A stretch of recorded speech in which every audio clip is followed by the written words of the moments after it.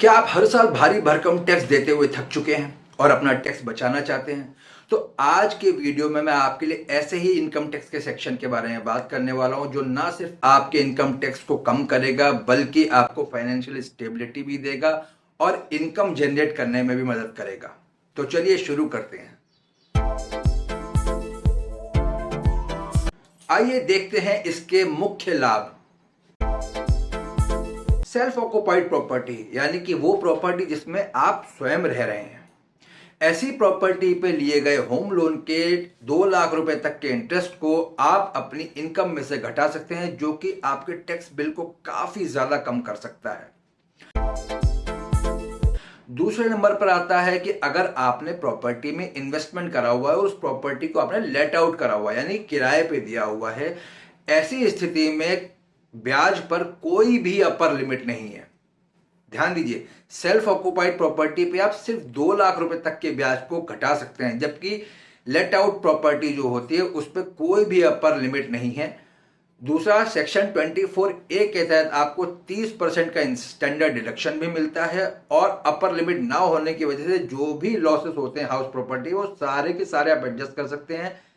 अगर लॉस बच जाता है, प्रॉपर्टी से एडजस्ट नहीं हो पाता है, तो उस बचे हुए लॉस को आप इनकम के किसी और हेड से भी एडजस्ट कर सकते हैं, जो कि इसका एक एक्स्ट्रा बेनिफिट है। लेकिन अब रीसेंट अमेंडमेंट के बाद सिर्फ 2 लाख रुपए तक के लॉस को आप इनकम के किसी और हेड से एडजस्ट कर सकते हैं। जो भी लॉस बचता है उसको आप अगले 8 साल तक कैरी फॉरवर्ड कर सकते हैं और अगले 8 सालों में सिर्फ और सिर्फ आप इनकम फ्रॉम हाउस प्रॉपर्टी से ही उस लॉस को एडजस्ट कर सकते हैं।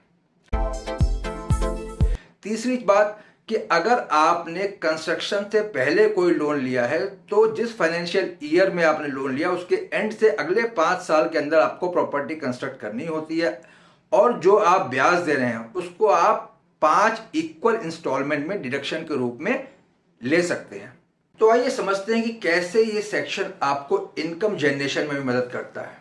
एग्जाम्पल के तौर पे मान लीजिए कि आपने एक मकान खरीदा है और उस मकान पर आपने 30 लाख रुपए का लोन लिया है जिसकी EMI बनी 27,000 रुपए महीने की, और वही मकान आपने 15,000 रुपए किराए पे दे दिया, तो किराया पूरे साल का हुआ 1,80,000 रुपए का। अब जो आप 27,000 रुपए की EMI दे रहे हैं उस पर अमूमन जो है 20 से 22,000 रुपए का इंटरेस्ट कंपोनेंट होगा जो आप हर महीने देंगे, क्योंकि शुरुआती सालों में इंटरेस्ट पोर्शन ज्यादा होता है, प्रिंसिपल का कंपोनेंट कम होता है। तो इफेक्टिवली आप 2 लाख रुपए से ज्यादा का इंटरेस्ट पेमेंट कर रहे हैं, यानी कि आपको 1,80,000 रुपए की इनकम हुई, लेकिन जो आपने 2 लाख रुपए से ऊपर का ब्याज दिया था उसको आप इसमें से घटा देंगे। अब जो बचा हुआ ब्याज है आप उसको किसी और इनकम के हेड से भी एडजस्ट कर सकते हैं, यानी कि आपकी अगर जो सैलरी इनकम आ रही है वहां से भी आप एडजस्ट कर सकते हैं। अगर आपकी कोई बिजनेस प्रोफेशन की इनकम है आप वहां से भी एडजस्ट कर सकते हैं, लेकिन एडजस्टमेंट जो है वो मैक्सिमम 2 लाख रुपए तक का ही कर सकते हैं। 2 लाख से ऊपर का अगर कोई लॉस हो रहा है उसको आप कैरी फॉरवर्ड कर सकते हैं अगले 8 साल तक के लिए। तो है ना ये बेनिफिशियल कि आपको इनकम भी जनरेट होना शुरू हो गई और आपकी टैक्स लायबिलिटी भी घट गई। दूसरा बड़ा फायदा यह है कि जो प्रॉपर्टी है वो भी एप्रिशिएट होती है। बेयर मिनिमम अगर आप मान के चले तो 8 से 10% के हिसाब से आपकी प्रॉपर्टी भी एप्रिशिएट हो रही है, जो कि आपको फ्यूचर में फाइनेंशियल स्टेबिलिटी भी देती है। घर का मालिकाना हक ना सिर्फ आपको स्टेबिलिटी देता है बल्कि लॉन्ग टर्म फाइनेंशियल सिक्योरिटी भी देता है। सेक्शन 24B के बारे में तो लगभग सारी बातें मैंने आपको बता दी, और ये एडिशनल छूट होती है सेक्शन 80C के अलावा, यानी कि अगर आपने होम लोन लिया हुआ है तो उसका जो प्रिंसिपल रीपेमेंट आप कर रहे होते हैं वो आप 1.5 लाख रुपए तक सेक्शन 80C में बचा सकते हैं। अब ये वीडियो जो है ये मैंने सामान्य जानकारी के लिए आपके लिए बनाया है। विस्तृत जानकारी के लिए अपने फाइनेंशियल एडवाइजर से या टैक्स कंसल्टेंट से जरूर समझ लें।